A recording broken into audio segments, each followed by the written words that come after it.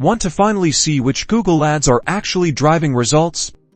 Let's ditch the guesswork and connect Typeform submissions directly to Google Ads conversions, so you can optimize your campaigns like a pro. First, you'll need accounts on Typeform, Google Ads, and Zapier. Zapier acts as the bridge, connecting Typeform submissions to your Google Ads account. Make sure you're logged into all three. Now, head to Zapier and click Create Zap as your trigger. Search for Typeform and select New Entry. Connect your Typeform account and choose the specific form you want to track submissions from. Next, for the action, search for Google Ads and select New Conversion Event. Connect your Google Ads account. You'll need your conversion action, ID and label, which you can find inside your Google Ads account under Tools and Settings, then Conversions. Paste the conversion action, ID and label into Zapier. Now, for the conversion value, you can either enter a static value or, even better, pull data from your Typeform submission. If you're collecting revenue information for the conversion time, use the Typeform submission time. Almost there.